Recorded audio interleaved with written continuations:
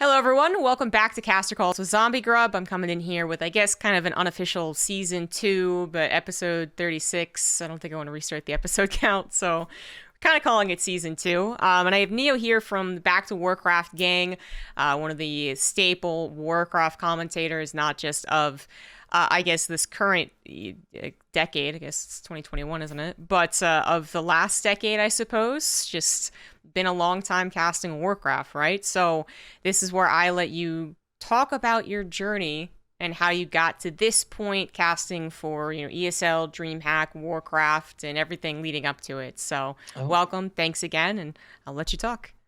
thank you for having me on as the season opener. Quite a bit of pressure on me, but I think it's quite interesting to dip into the Warcraft scene a little bit.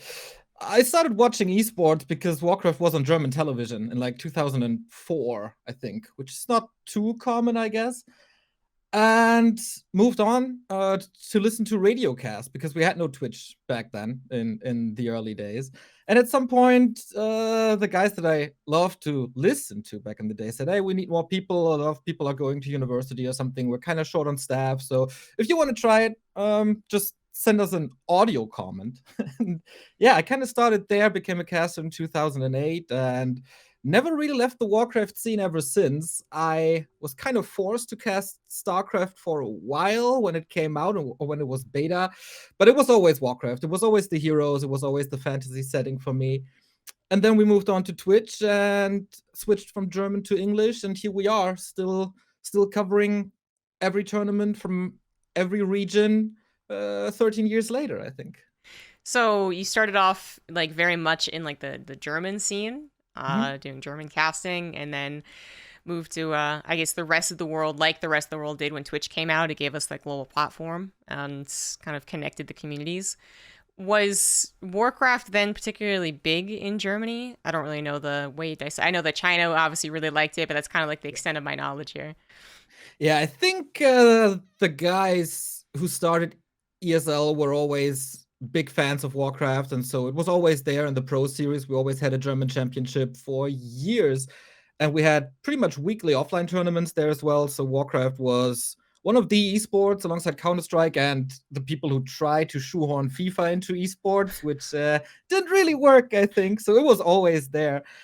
Um, and the cast scene was huge. Like I think it was way bigger the the English cast scene. I think we had Jaxie and Bunny for the English commentary. Later on, Rotti and Todd, obviously. But in Germany, we had 20 casters who did these radio commentaries. There was just broadcasts every day. So we were then the next gen at some point, I think. It's But yeah, hard. Warcraft is also still to this day, if you look at the ladder now, most people on War 3 champions are coming from Germany, which is quite interesting, I think. Yeah, it's interesting. So it's hard to say you're second gen when it seems like it's been around for so long, but I guess Yeah. like StarCraft kind of has the same thing where I definitely feel like second or third or fourth or something there because I was not there like right at the get go when it got really popular, right? But so you dipped into StarCraft commentary, I guess. Kind of it was the next big RTS if we're talking like for a lot of StarCraft fans or StarCraft, then there's StarCraft 2. But Yeah. Warcraft obviously was there the entire time in the middle and obviously still to this day, but it kind of gets glossed over because I guess the esports scene wasn't nationally, a national sport like it was in Korea, right? So it's hard to compare. But did you find yourself like wanting to make this a career and was hoping it would kind of like help you support your Warcraft ambitions, or was it really just something that was done at the time? Well, back in the day, we weren't paid at all. We were a small radio station for ESL at the time to cover all the ESL tournaments for free as volunteers. We were like 18 years old. We just finished high school. We wanted to kill some time and have fun. We were a little online family, so that was real nice. And then of course, we were all excited for StarCraft, but I was pretty aware that I would miss the heroes because the heroes are such an essential part of the game and something that I love so much that I was pretty sure StarCraft isn't for me. I didn't want to make it a career. I just wanted to have a good time. And ESL, as much as I love them now, weren't really the nicest. They, of course, wanted to push StarCraft as much as possible. They had the Open Cups, I think, in beta already very early on. And they had a tiny Warcraft content. Not much prize money, maybe $2,000 or something. But my main focus was to cast these Warcraft tournaments. But at one point, ESL said, well, of course, you can get the rights to cover the Warcraft tournaments, but for that, you have to cast the StarCraft tournaments as well. And if you start a game or casting a game because you're forced to do it, I think that kills a lot of fun. Like, it was never really just me exploring StarCraft or a new RTS, which was, okay, I have to do this so I can do what I really want. Mm. So it was kind of poised from the very beginning. That was, what's the first StarCraft? Wings of Liberty, right? Yeah. Yeah. I never watched it really. I never followed it until there was some nation wars where France did really, really good. And I got so hooked by the French commentary that I think, oh, maybe this game is good and maybe I should check it out. So I'm in love with watching StarCraft 2 now, at least. But you can't replace Warcraft, man. It's too deep in my heart. I think there's a lot of stories, in fact, like around that same time period with ESL. Yeah, they were trying to branch onto whatever they could, especially because, I mean, I'm guessing some of the subject was that StarCraft 2 was so popular that if they could have additional stuff to cast, because what I'm getting at is like a lot of people I've talked to who were at those beginning scenes with ESL were talking about how they were forced to do other games. So obviously they wanted to do StarCraft 2 when it was really, really popular, but there were so many other StarCraft 2 things that it was like, I felt like it was almost, their ambition was to latch on to the potentially the next big thing, which ended up being pretty much like CSGO and League of Legends and all the really big ones we have now. But back in the day, that wasn't a sure bet. So I hear a lot of these, I was like forced to do other things if I worked for this company, which totally agree. If you're going to be forced to do something, that really does suck, even if it's the same genre. So I can't even like, I can sympathize with you and, even though I like StarCraft more than Warcraft, if I was then forced to do Warcraft, I really like Warcraft. I played a ton of it, like a lot of people in my generation. I would also be a little like miffed or like, it's not what I wanted to do. So definitely an interesting time period of esports. And as I said, I talked to some people who end up going on to be like these humongous names in this super big esports. But you were, you really wanted to do Warcraft. And so during this time period where you saw StarCraft 2 come in and be like the main demand, then you saw the other esports grow in popularity, but not necessarily Warcraft. Did you in the community ever have that kind of like feels bad man moment? Or were you kind of used to being, I don't know, like under the radar to a degree, and so you were just happy doing your thing? Oh man, being in the Warcraft scene is just one big feels bad moment. Like, we're oh no, we are getting kicked in the balls quite a few times. But I think back in that era, what hit me the most was when ESL was canceling the Clan War League, because that meant that, okay, there are no teams anymore, then they don't sign any players anymore, and then they can't support their pro gaming life anymore. So that was rough. And then in 2013, there was no World Cyber Games anymore as well, which was usually the #1 tournament of the year. And then that was the real dark age from like 2013 to 14, where we had like the scene was basically a weekly cup. That's it. Like, we still had 60 players signing up for it, but it was one guy in Russia called Jera, and he made the Jera Cup every week. And that was the scene in Europe, I guess. Those were the real dark ages. And then we were somewhat saved by China because they released a new client, like a new server, and that got super popular. And that, I don't know if that led to Reforged, which is another whole disaster, another big kick in the balls, obviously. But that was the start of a little bit of a resurgence of the scene. We saw a lot more in Asia, and we made good connections very early on with the Chinese scene.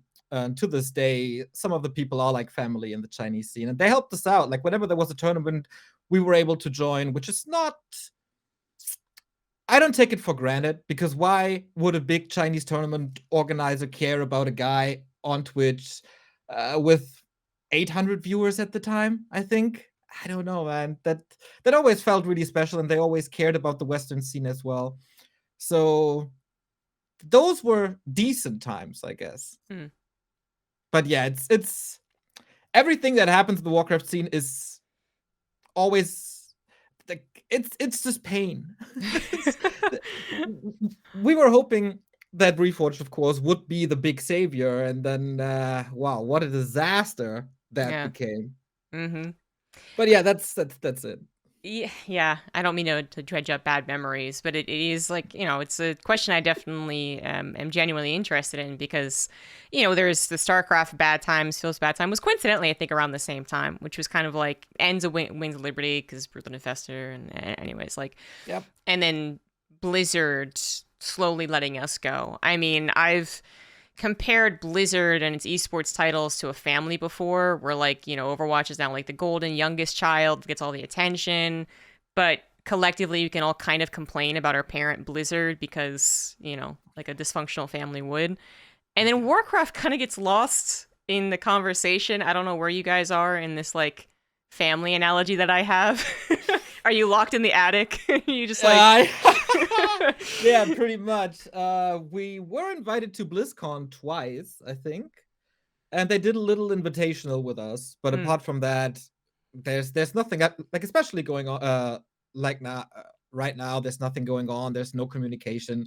I guess the same with StarCraft at the moment as well, right? Like no one is saying anything. The last patch is like half a year ago, and all the other games are getting at least a little bit of content. Like StarCraft got new maps, I think, and Heroes are getting balance patches, and everybody's getting anything. It's just Warcraft is okay. We kind of forgot about you again. Oh man, come on, give me something. Yeah, it really sucks. But I guess the kind of good thing about it all was that you guys did create your own functional community. Apparently with help from China, but having a ladder that you guys can update and work with is, I guess, extremely important because even though I think a lot of people thought that Reforge would bring a lot more back to the Warcraft community, it did end up being a failure. So we kind of have to talk about that unfortunate time. Because I remember thinking myself as a big Warcraft arcade player, but still being like, I can't wait to play like everyone's like reinvigorated passion like into the arcade games, right? But they messed that up too, and we all know it was just bad. But I also thought like, oh, at least this will give more interest into the scene, because a problem with a lot of the old games, especially if they're not developer supported, is that they can have decent viewership, they can have a strong community, they can have really good players, even still, full-time players, and yet the excitement isn't there is kind of the best way I can put it. So even if you give the stats to a sponsor or something like that, they're kind of just like, oh, but it's old, and you're just like, no, but the stats help. But I thought that would, Reforge do it, and it kind of sounded like it did. I definitely heard like rumors that maybe like Red Bull was going to be interested in doing a Warcraft thing, and obviously ESL ended up picking up Warcraft kind of with StarCraft as like a maybe 2-for-1 deal or something. But it was such a bad, like, explain to me the hope being raised when you heard Reforged came out, and then I guess the downfall when it finally did come out. Yeah. So from 2008 on, I only treated it as a hobby, and that hobby was at the beginning able to pay a couple of beers at the weekend, and then it was able to pay the rent, but I was always hesitant to go full-time because it's such an old game. But I thought, okay, what better time than with the Reforged launch to finally go full-time and ditch my other job. So I had high hopes. I can finally do all the projects I want because I don't have to spend 8 hours in this stupid office anymore. Well, and then comes Reforged, and that was a dark, dark, dark time in my mind. Like all the hopes I had, all like being part of a great production for once, all shattered. All the hopes of new players rising, all shattered. Interesting you mentioned the Red Bull event. I think what was planned is basically what was now the Wololo stuff in the castle. That would have been so cool. Even though I don't want to dress up as a caster really, as they did this weekend. It looked a little hilarious. But yeah, I heard that too. Like big sponsor interest, and it was all gone. Like a week after release, it was all gone. All tournaments canceled except ESL and DreamHack and some Chinese tournaments. And I was like, okay, then we just continue do what we do. But Mm-hmm. then it was a little rough because there was no ladder anymore. Like to this day, there's no native ladder in the client, right? But fortunately, we have a very very talented dev called Pat who coded this ladder and profiles and a lot of what was missing in basically 2 weeks, which is to this day still like mind-boggling. How can one guy from his attic do this in 2 weeks when a billion-dollar company can't? But it's always been the silver lining that the community is really, really good, and when it's time, they really shine. It's always been a DIY community, and I think, okay, then we're back to being a DIY community. Then we built the server ourselves, and we build our own maps.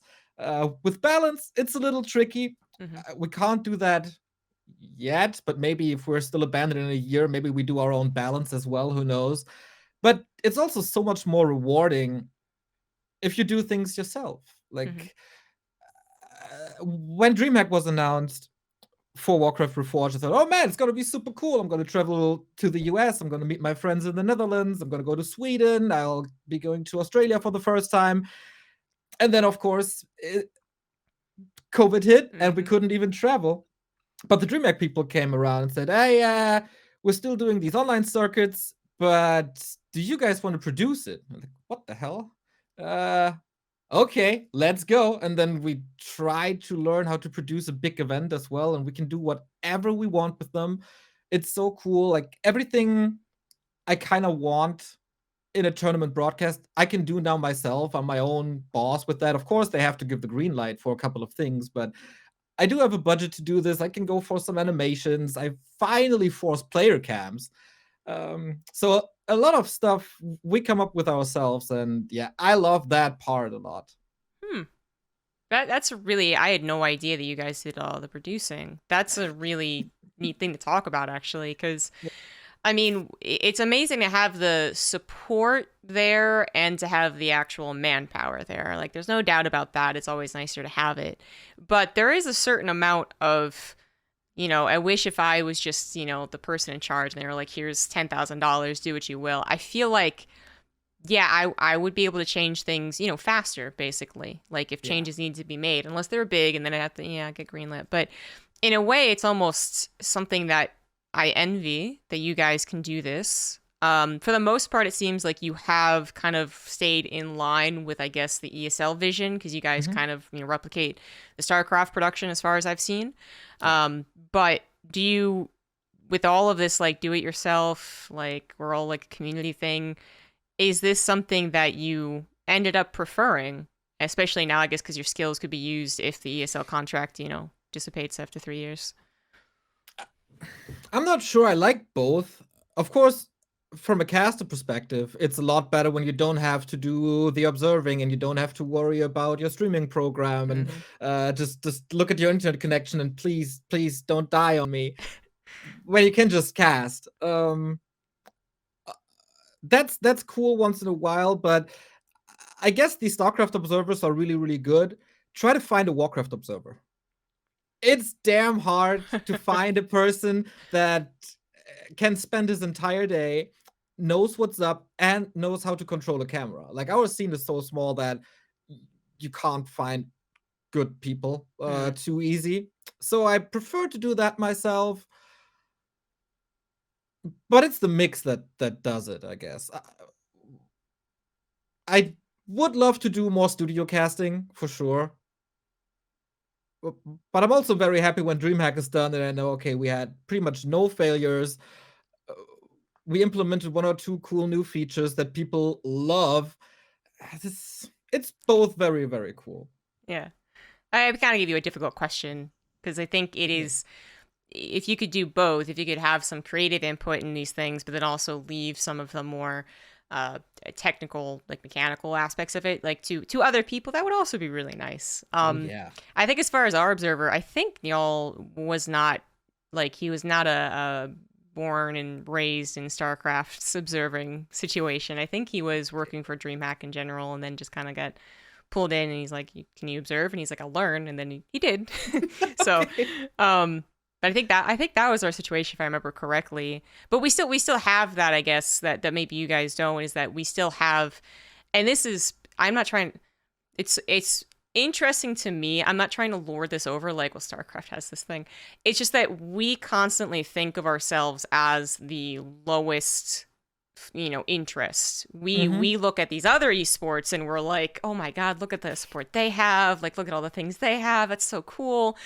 And then here I am hearing that DreamHack does that Warcraft does like their own production, and that they have to like do their own observing, and I'm like, oh, okay, Yeah, like we're I guess we get some things, that's nice, but damn, you are the bigger brother in this weird family. That's for sure. I don't envy you when you have to do the predictions though.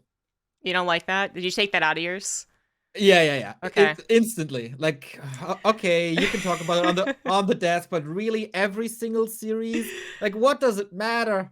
Oh, okay. Yeah, there's been even oh boy. To get not get too in detail, they wanted to make it more detailed and more like choosing the B stream outcomes as well, or like choosing predictions when you're not actually casting that day.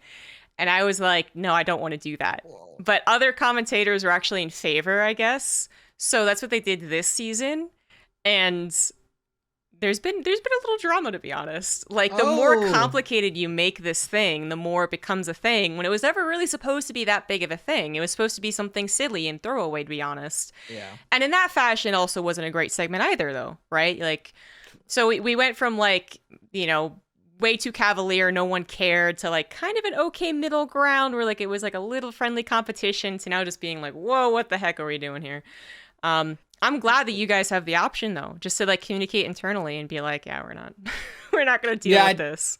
I'm not 100% sure if people are watching our broadcast, because we never really get feedback on it, except like, okay, it's all good, no problems here, thumbs up, go on. Like, okay. All right.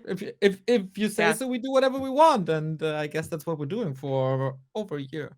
It's hard in general, I think, for esports broadcasts that don't have tens of thousands of people watching to get any feedback on their death segments. Because I do watch some Warcraft, and I've even watched like a handful of death segments, but I don't think I could ever say that I was fully paying attention from start to finish.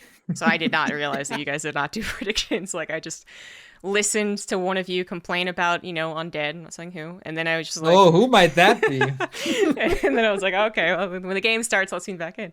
No, that's a whole difficult process then. So pivoting over to that subject then, the feedback, right? So we get like a Temsit feedback. I know that ESL does hand out like feedback surveys that people apparently do write in, but change is slow at the very least. Do you guys have any of that support to get to community outreach at least? Yeah. Like, okay, so you have done the feedback thing as well? I think we have the same thing going for us, and the feedback has been really, really good. I don't know how much I'm allowed to talk about this publicly, but people were very, very satisfied. Now the question is, was it really that good, or does Warcraft fans just have a super low standard? I have no idea. Like, of course I'm watching it myself, but I also compare... no, I don't compare my production to a TI, but I know what could be possible. And I know how things could look. So, okay, are you really comparing, like, my feedback to, like, a CSGO major? That's just not fair. I think people are very, very generous with us when it comes to these feedback surveys, but also very helpful at times. It's hard to be in a smaller community in that way too, or a smaller game, I guess, in general, because there are so many things that can pop into your mind. You're like, that sounds amazing, and then you're like, oh, but budget, manpower, technical stuff, like hard to actually accomplish. And then it's hard to determine exactly where you are. And even, before we got set up here, you talked about how it's been difficult to even grab like social media from the community and get attention on there. Now, do you attribute this to maybe it being an older generation? Yeah. Like StarCraft has the same kind of problem where, it just, not many people are going to bother being online 24/7. I've also found that I guess I'm now officially a boomer. I like Instagram is now the place everyone goes, and I'm just Mm-hmm. like I don't care at all. But anyways, is it really just that there's not a whole lot of interest, or are you just missing the trends? And how important do you think it is that you kind of get some secret formula to get social media interaction? So I think when you ask the community, like, do you want us to run an Instagram? They would say, no, who uses that? Mm, Nobody's using that. Like, okay, let's try it though. And then we have I think the most reach on Instagram by now, even though it's just like 1/3 of the followers that we have on Twitter. So people, like some people, love Instagram, and for them, it's really really good content, and you can do fun things with Instagram. Like it's super easy to create votes there, or to create a reminder for people to tune into a broadcast. It's all super easy, and sometimes that can be fun to create the content.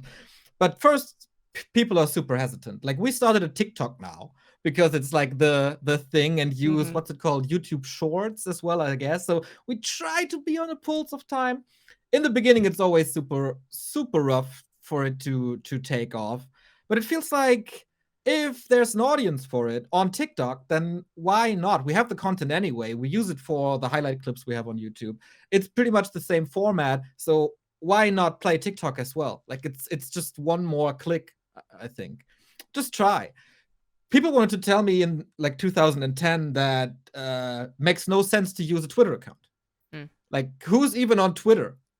And then I made the best connections of my broadcast career via Twitter. So just for networking, it was 100% worth it. And the reach is of course nice too. And in like now, 10 years later, we even have players on Twitter. Would you believe it? They interact with each other. Like you have to show the people what they really want most of the time, I think, Mm. because they are so, they're a little stubborn. They don't look to the outside. What other scenes are doing. You just have to show them, okay, this can be cool, and then it takes them a year to create a Twitter account, but then they're in, and then it's fun. So It's kind of a common theme, I think, in anything that requires feedback. I'm not even gonna say it's a casting specific thing or social media specific thing, but actually determining what the community wants, what your fans want, is incredibly difficult to do. So, yeah, if we now even talk directly about casting, Warcraft casting, like what is the standard and what do you think the people wants? Like, in general, like, do you think that you're hitting the mark there, or is it once again just them not really maybe caring? They have low expectations. Like, I don't know. Is it at least an emphasis of what you think? Do you think a lot of people are coming for the commentary, and are you delivering? I guess is the basic questions.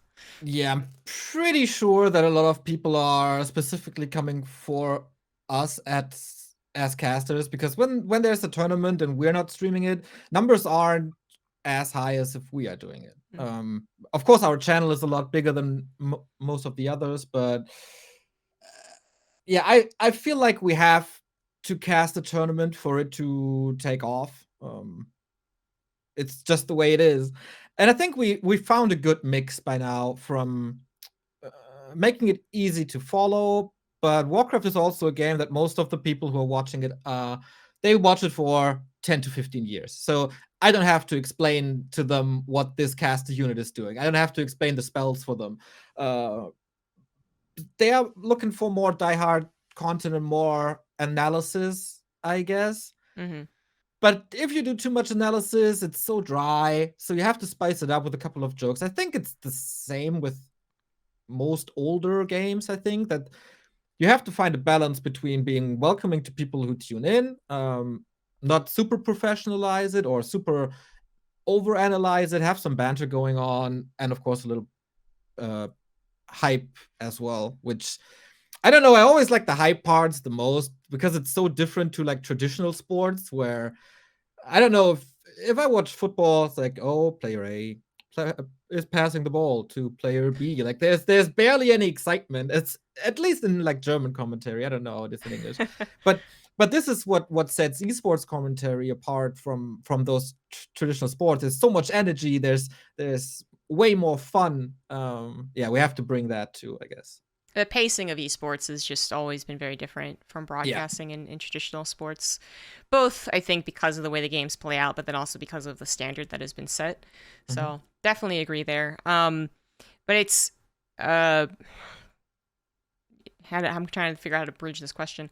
The Totally agree on the whole, like it is a lot about personalities as well in esports. It's also, I think, is a bit different from traditional sports. If there is a discussion about commentators in soccer or football, whatever, like there'll be like passionate arguments, absolutely. But I feel like they come out like way less and are not as important as the fact that it's like their favorite team playing. Yeah. Whereas I think in esports, it is almost universally the opposite. It's a lot about who's casting it and who's presenting it. So a very difficult position to be in. Because then you also get nothing but the most diehard of fans giving you the vocal feedback, which is be more analytical, be more technical. Sure. But I've always been on the side of like, as cool as it is to get those fans on your side, to get pros on your side as well, to hear a pro be like, yeah, they know their stuff. Like that feels so great. Yeah, I don't think it's what really brings people in. So I've always enjoyed listening to you guys as a team for Warcraft, as I enjoy listening to Overwatch League guys, not because I like Overwatch as an esport. I really don't, actually. But their banter is actually very good. I think they got a really lot of talented people there. But anyways, the bridging of this next question was trying to get to. So Age of Empires 2 has exploded kind of in popularity in the last couple of years. And some of that is because of a big pickup like Red Bull.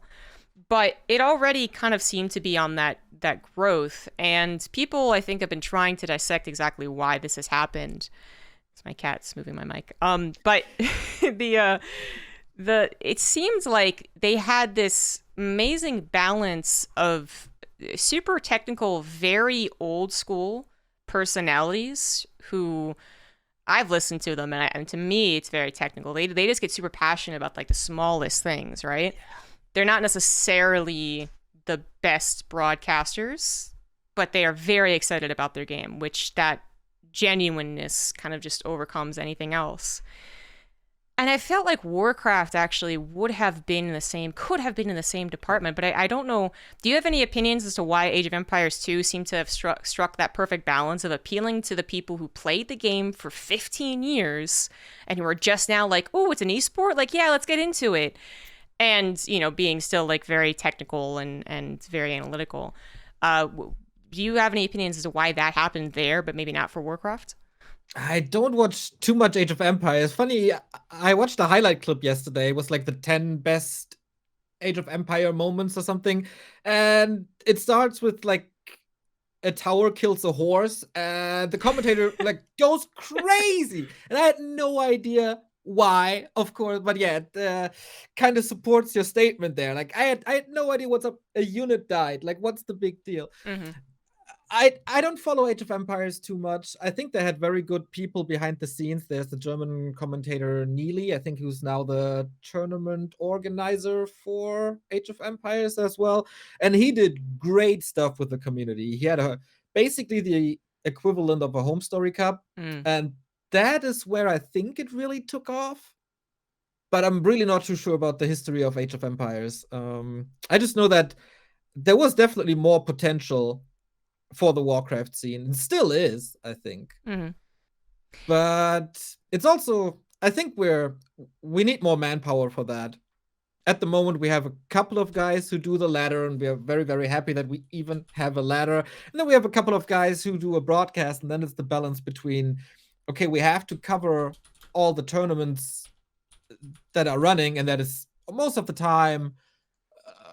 In the morning, there's Asia. In the evening, there's Europe. And then at night, there's America. So in between the tournaments, you have to find time to plan something big for the future. And it's just too much work to really strap a rocket into that game for too little people or too few people. Yeah. I mean, it's definitely... It's actually even, I'm just thinking about this now. It almost feels like one of those like Twitch or YouTube fallacies that people find themselves in, which is that if they stream or make content every single day, that's what's going to get them views.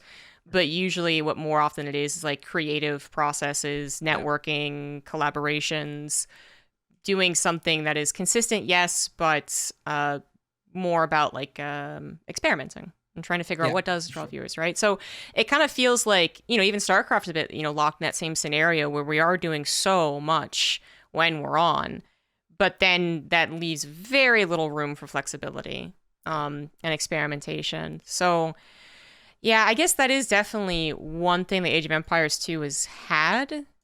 Because I don't follow it that closely either, but I hear, snippets and I watch a little bit now and again. But they had also like the I was trying to Google it to remember, but they had the tournament where like everyone is blind, right? You don't know who's playing. Oh yeah. Yeah. I was trying to remember what it was. But and then they have a couple of now super, super, super famous, well, not super famous, but like pretty well known personality streamers who get a lot of attention too. And it's fascinating to think that a game that was, it's going to be 20 years old and still pretty popular by the looks of it, can find growth again Mm-hmm. when it wasn't even one of the bigger RTSs that tried esports. That is, like, it definitely was a huge Never, RTS. right? It was, yeah, exactly. Like, it never tried esports, but Warcraft tried it. Warcraft also had an explosive, just like it was the game that everyone played for so long on PC, and it can't get the same thing. I mean, I do know that Microsoft has put a little more effort into Age of Empires, so maybe it I is was a about to developer ask. issue, but it makes me sad. I'm sorry, Age of Empire fans out there, because I do like Warcraft more. I do. And I saw so much more potential in Warcraft. Yeah. But Age of Empires is the one that seems to have found this secret ingredient, this formula that suddenly just like has it skyrocketing, as you said. Like the rocket's been strapped on and they're just riding it now. I wish we could combine, like and think of why this worked for them, but not for Yeah. Warcraft. Because apparently Yeah, it is good possible. question. Uh, I think publisher support is of course amazing. If you open Warcraft now, you won't get a link to a tournament calendar or to a Twitch channel where a tournament is running. You are not made aware that there's an ESL Cup every Monday. And if it's not in the game or in the launcher, then where are casuals supposed to find it? And I Mm-hmm. think that's the number one step. Like when you start the game, make sure to let people know that there's an esports or that there are tournaments. Yeah, and if we can't get that as a step one, that makes it really, really hard to Mm-hmm. reach these guys who are on Battle.net. I think to this day, nobody really knows how many players are still on Battle.net. I know how many people are on War 3 Champions now, but how do you get these Yeah. players who 1.5 years after the Reforge release are still on Battle.net, which has no features? Why are they not playing on this amazing ladder that we created ourselves? And how do you reach these people? Mm-hmm. That's another amazing thing. I only recently learned that Counter-Strike actually has a not like it's the same boat. It's like not an ingrained ladder system that people just log in and play. They have to go to like the whole like icy cup type of Yeah. path. And I was just like, really? And it's this popular? I wish I could just take these little like these segments of other esports and plop them into esports that I think could also work with them, but it's just not that easy, is it? But back to the subject of, I guess, commentary and introduction to newbies. That's kind of where I wanted to bring the Age of Empires in, was just that it seemed like it had struck that balance. So for you guys in Warcraft casting land, seems like there's a certain amount of you that just bring in the numbers. So talking about the usual crew, I suppose. Yeah. Do you have conversations like this? Are you in brainstorming, I guess, meetings or anything like that to try and reach new audiences or perfect your commentary? Or is it much more of just like the daily grind? Yeah, we just wing it most of the time. We don't like prior to every season. I talk to the boys and say, okay, last time was a little bit too much humor. Maybe tone it down a little bit more professional than. Well, we always are professional, but a little more focused on the game and on the players.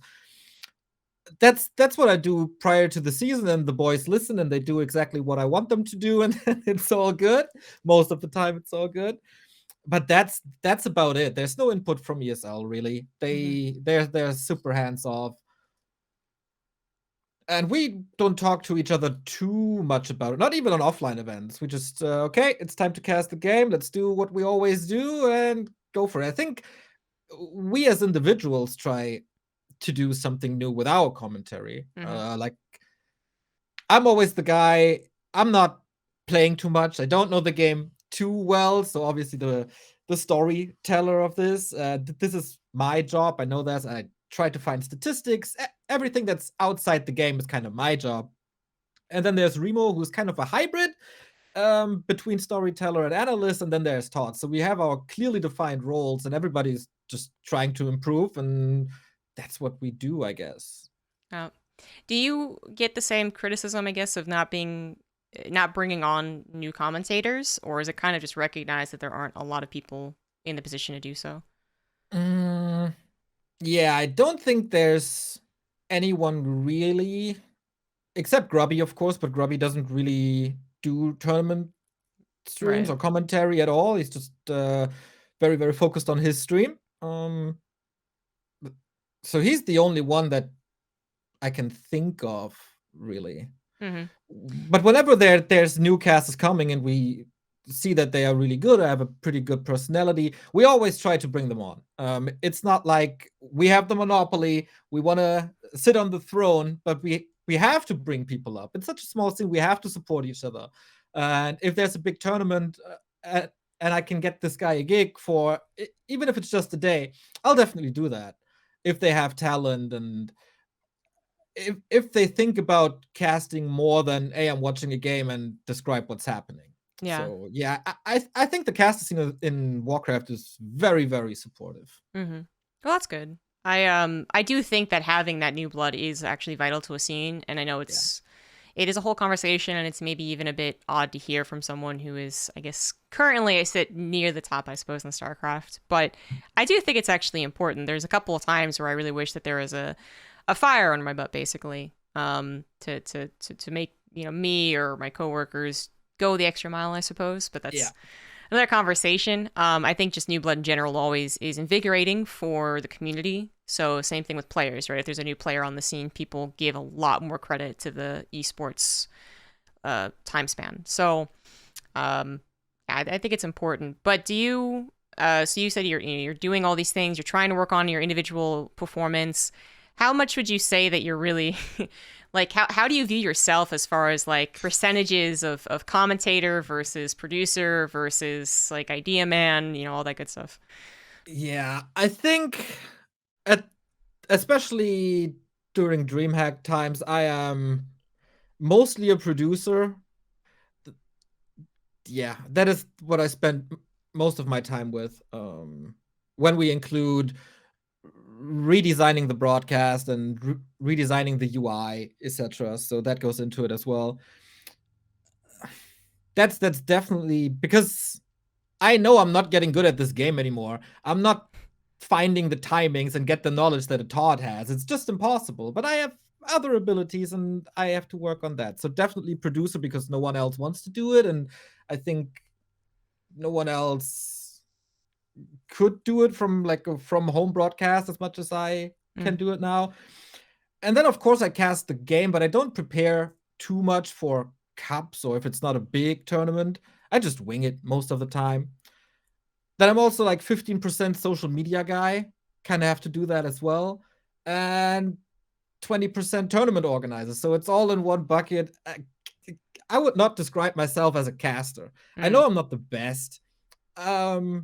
If there would be 5 casters on the level of Remo and Todd, I would probably replace myself very early on. It's bold. It's it's very, like selfless. What do you think that your job is kind of like this overarching just like surveyor and just you can kind of like doing all the things? Do you think it kind of helps you though in your specific role, which is that of a bit of play-by-play hype, sure, but more so storytelling and kind of a host role, right?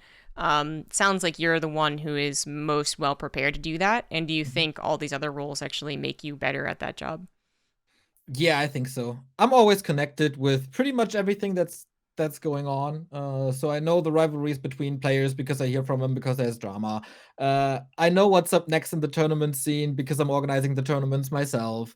Yeah, it definitely helps. I can't tell you what the next step in the meta game is, but that's not my job. And I'm always trying to improve the broadcast because I see something on other broadcasts for like StarCraft or Dota or whatever, and then I want it. I just want to implement it, no matter the cost, really. So for me, it was such a big deal to get player cams because for so long nobody cared about it. I mean, everybody has a phone, everybody can link it up to OBS Ninja or whatever, and give me that freaking player cam. It's so much better to have a player showing their face. Mm-hmm. So this is definitely something I enjoy more, and that makes me better at that part. And of course, I can control the scenes myself, so I know when to lead into a new segment. Yeah. So I don't have a producer on my ear. I am the producer myself. I have my own voice in my head, I guess. Yeah. Yeah. I feel like it could get maybe a little overwhelming, but I've never done it with so many scenes. Like obviously I do my personal stream, but sounds I overwhelming. think you get used to it, and especially having a stream deck makes things so much easier than just clicking in OBS. Yeah, for sure. That's a lifesaver.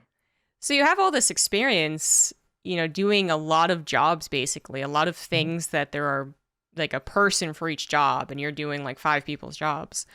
So is this the trajectory that you were hoping, like maybe not hoping for, because I know you just love Warcraft first and foremost, but like, do you see yourself continuing the esports life in this capacity at the very least, like being able to do a bit of commentary, but then also having all this behind the scenes, like technical knowledge as well?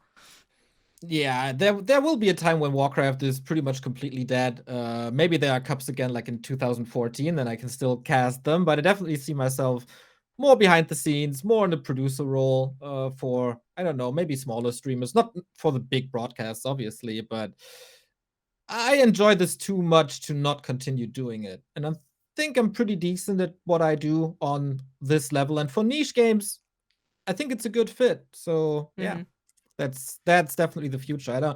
Nobody knows what Frost Giant is coming up with and how much of a banger that's going to be. And maybe I fall in love with that game and I really want to cast it. But if one day I'm just sitting behind my OBS or vMix or whatever and just call the shots, I'm super happy. Yeah. Do you have any hope for Age of Empires 4? I'm really happy for the Age of Empires scene, but for me, it's just too slow. It feels like it takes forever. And yeah, there's no heroes, so. Yeah. I was going to say. Yeah, I think Frost Giant's very, like, I don't know if they're also talking with you. I assume they're talking with a lot of different RTS people, but I know they're talking to even just, like, different esports people. But yeah, I think that they are totally willing. They're willing to play with any and all ideas, and one of those includes heroes. I know that was a question asked the community. I think they have their little subreddit thing, but it does seem like all of our eyes are on them. Just maybe a bit too much pressure, but yeah, we'll see. They should take their time. I've been through a very, very premature game release, and I don't want that to happen again. So please, Frost Giant guys, take your time, make it good. On that, did you actually? Almost everything from Reforge sucked. Yeah. So that's very unfortunate. But did you actually like some of the balance changes they were coming in with? Or was that also a disaster? Oh, yeah. Oh, man, there's so many people coming back from, like, the 2010s and say, oh, back in the day when Blizzard didn't touch it, the balance was so much better. No, it was horrible. It was absolutely horrible. There were imbalanced things as well, and there was no variety at all. For every matchup, you had one specific way of playing it. There was no deviation. You couldn't choose a different second hero. It was just about who executes it better. And that was pretty, like, it did excite me at the time, but looking back at it now, like, no, never, ever, ever do that again. And now we have a lot more variety. We can see a player's play style a lot better than before. There's many different choices. You don't have to play that one style. You can expand, you can rush. It's way more open, way more creative, way more fun. And the maps are better too. They're not imbalanced anymore. Like this game is, when it comes to balance, in the best state ever. And everybody who disagrees with me is wrong. It's funny always feeling like the person going against the tide of these things, though, because it is so easy just to blame balance or maps or the Mm-hmm. developer on a lot of things, but I feel like it might be a bold thing to say that it's the best it's ever been. I feel like I've heard positive things. That's why I had to ask, though, is that, could have been a lie, could have been the one thing Blizzard chose to like Yeah, market. I don't know. they always yeah, we have good balance now thanks to the community. They did do mistakes. There were a couple of heroes that were too strong and super oppressive, but players found ways to play around it, and then it was nerfed at some point. Just the danger is, when will they finally stop patching? Is that the moment? Then this is what we have to deal with. Will they come up with new stuff? Then there's definitely potential for screw ups. But at the moment, I am super happy with what we got. But I think I'm also in a privileged position where I don't play too much, so I don't get frustrated like a player would. I just see the games and I judge them by how entertaining are they. Like, if there's one thing that's super OP, then it's a boring game because it's just too one-sided. But yeah, there's no frustration on my side whatsoever. I just enjoy the variety that we got now and the playstyles for the players. Mm-hmm. But I can definitely see that for the players, it's a whole lot different. Yeah, I think that's an important viewpoint to have, though. And a lot of our more forward-thinking pros in our scene, at the very least, are also starting to kind of agree with that sentiment. They're like, yeah, as a player, I hate it, but I can see why it's still an okay matchup kind of thing. And then it's just straight up bad if you have casters, fans, and players all agreeing that something's bad. Then that's when the esport really starts to suffer. But I mean, there's definitely been times in StarCraft's history where it's like TVP is terrible for the player, but pretty fun to watch for us. So sorry, guys. Yeah, it has to stay that way. Just deal with it. There's more viewers than there's players, so good luck. Yeah, it's tough though. It's tough to kind of also be the figurehead, at least for this too. Like there only are so many, let's say, community like personalities or whatever you want to call them, that have to have an opinion on these things. And again, especially when it's so easy just to be like, fucking Blizzard. That's like the rallying cry. That is, of course, super easy, but you can also blame some players to run into a certain strategy without thinking twice about it. But I rarely comment on balance. I know my knowledge about the game is not high enough to make a qualified comment about that. So I can tell you what I would change about a broadcast or a tournament or the way the scene promotes their season end tournaments or promotes anything really. But for balance, man, there's the Todds, there's the Remos, there's the Grubbies that are way better suited than I am. So on that, I guess one of our last questions here is like, what do you take from other esports or wish that you could do if you had the manpower and the money to improve the Warcraft broadcast? Well, of course, I would hope for LANs to come back, which other esports are coming. We are hopefully getting our big $130,000 LAN at the end of the year, fingers crossed. In general, I would like to see more players' rivalries and more head-to-head matches instead of a bracket. Basically, UFC card show match broadcasts. I think it can, not to replace the regular tournaments, but as an extra. I think there can be a lot more banter. I think this is what attracts people, is the personalities behind the players. You won't get too many new players because a Moon is doing a crazy good move. But if there's banter and you can cut a vignette together that shows the rivalry between two players, it's basically similar to UFC or pro wrestling or whatever. This is something I miss in most esports. Correct me if I'm wrong, but we don't really do that. No, I don't think so. I do know there's a couple of esports broadcasters who are really into wrestling, for instance, and they are constantly talking about what is done right there. Yeah. And then I know a lot of the esports commentators are into the UFC, and it is funny. I feel like a lot of the people who are into WWE or the new one, whatever it is called, AWF? Did I get something like that? AEW. Yeah, something like that. Yeah.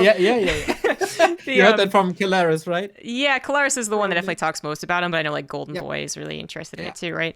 They do seem to almost always be so much more aware of like what makes the broadcast work, whereas the UFC fans that I speak to are all about just like the fact that some guy kicks some other guy, and it's kind of funny, but like that is what made wrestling so popular, is like the showmanship. It's an act, but it's Yeah, still for sure. real. That's a whole other can of worms. But I think I've listened to people compare it to like gymnastics and oh, what's it called, like the Cirque du Soleil stuff, the kind of stuff, with showmanship added on top. So it's a lot of Mhm. athleticism. It's a lot of actual like real stuff, but then the real priority is just making it a really good show.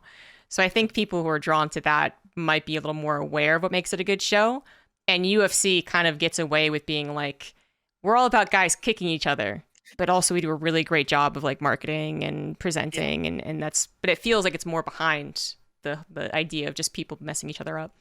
yeah, and Anyways, you both are good to definitely look at. need true, and you definitely need the players that are suited for that. It's kind of rare to find an RTS player that's really into bantering and to Hmm. provoking and like showmanship. I guess then that's not what you do when you're an RTS player. No, it's so different because PC, or not PC, but just video games in general are so much in your house alone, not doing things. When Yeah. almost every other sport or just entertainment industry that we can think of starts young, being with people or being in Mhm. front of people. So it's just there. You can't. Yeah, it's just impossible to ask someone who's never had to do it. Just be like, do it now. Um, and in team games it gets a little easier because I guess you kind of have the maybe like the people behind you, or you can respect the team but like hate a player or something, because I do know there's a bit more when it comes to team games for this. Yeah. But even then, I've recently really paid attention to interviews in like CS:GO and Valorant, and they also have some difficult times pulling out anything from the players. They sometimes are even worse, I swear.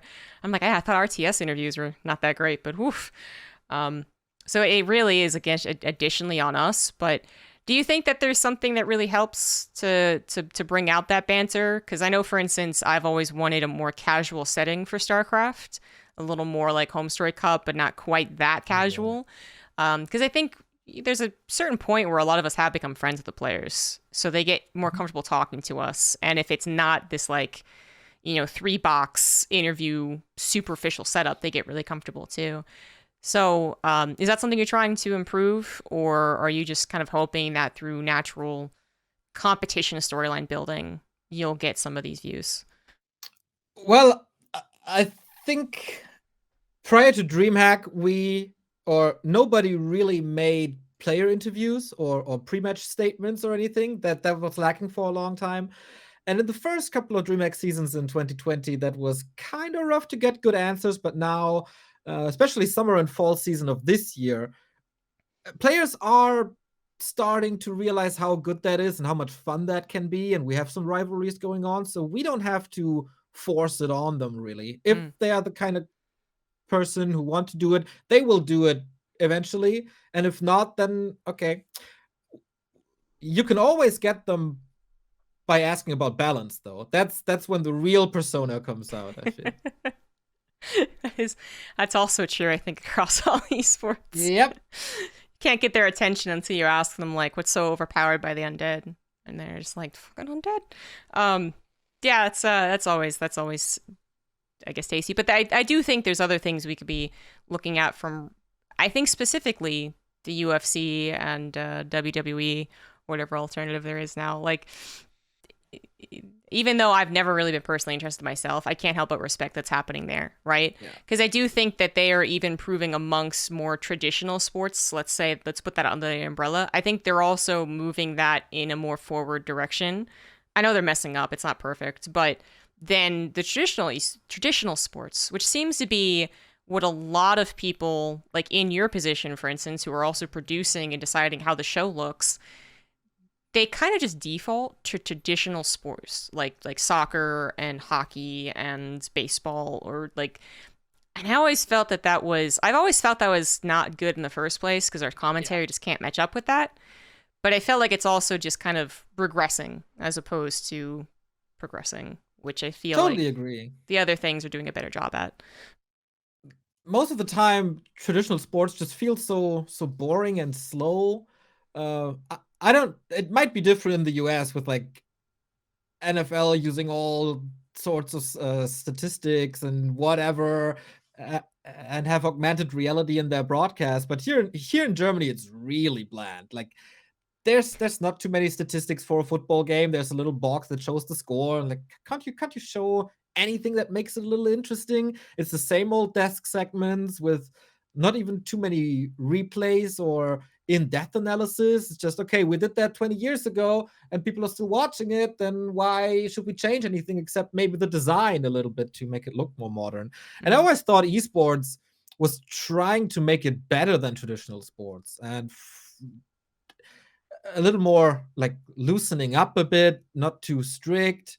And yeah, I definitely feel that with more former ESPN people in charge of esport production, we are going back a little, and it takes the fun away.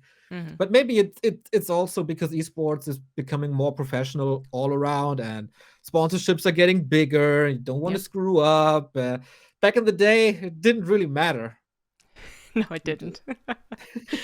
It's definitely one of those things where if, Coca-Cola is saying we need you guys to be X, like you're going to look to the people who have formatted to X. And a lot of those times people who've done ESPN stuff, and we're talking about one esport in particular for that. But I know it kind of exists all around. Even sometimes like these esports that bring in broadcasting coaches, a lot of them are still very good at what they do, but they are still coming from a traditional sports background. So some of their feedback kind of has to be like molded correctly. And I've even talked on this podcast about I think there is going to be a future of old school commentators, perhaps like us, because in 10, 15 years, I guess we're going to be really old at that point. But coming in and kind of guiding at least a new brand of commentating. Yeah, I wonder how that will go when everybody is playing mobile games on the big stages. So good. Hopefully we're not truly headed that direction. But I think you're in a very unique position as someone who's like the production quality is still very, I feel like, in line with something you'd expect from ESL with you guys. So to learn that it's all, like one person doing everything is obviously something you'd put on your resume, and still being able to kind of be interacting with the community on a small scale, I think is always important, if not always possible, I suppose. But the one last question I have for you is going to be the Patreon question from Renish. We got, what do you do if your opponent is undead and picks yellow and builds gold mines around the map that you can't see on the minimap? What? You can't build gold mines? What? Well, if your opponent plays undead, you're kind of screwed, to quote Todd, of course. Wait, can you repeat that question again? So, okay, the opponent is undead. Yeah, and they pick yellow, and they build gold mines around the map that you can't see. Man, that would be something, to build your own gold mines. Well, I guess because you build on gold mines, does it really camouflage it that much? Yeah. Okay. There's the big structure on top of it. Right, so yeah. You will be able to see it.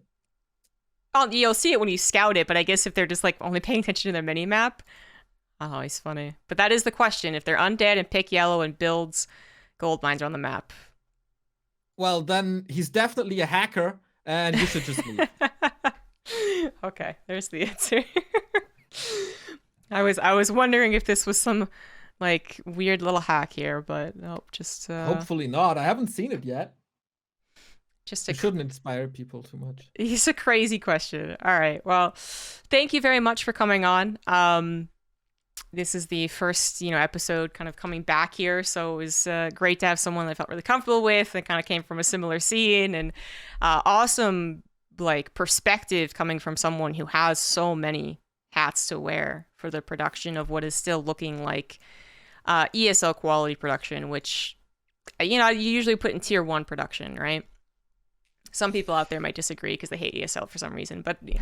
Anyways, but yeah, it's a very interesting perspective. So thanks again, and shout outs. I know that DreamHack is starting in like a couple of days for you guys, so the whole spiel. Starts on Wednesday. I don't know when this is coming out, but starting Wednesday, we're on the ESL Warcraft channel with Remo and Todd. We start at 6 p.m. Euro time and basically cast for 10 hours straight every day in the upcoming 2.5 weeks. So there's amazing Warcraft to follow, not only StarCraft. If you tune in, I'll be very happy. And thank you for having me, man. And all the flattering words as well. I know it's a lot of work, but it's also so rewarding hearing that from someone like you. Super cool. Well, I'm glad I could help in some way. I feel like I'm still absolutely just the fan watching when it comes to other esports though. So I try to call them like I sees them. So it's cool to learn about all the background stuff that goes on when an esport is developing. Thank you for all the input, and thank you guys for watching out there. Make sure to follow him down below, Back2Warcraft, super awesome crew, and then I'll doing the DreamHack stuff that is starting, well, in a couple of days, but by the time this release, we'll be well into the swing of things for DreamHack Warcraft. But make sure to check it out, guys, and I'll see you guys for episode 37. Bye.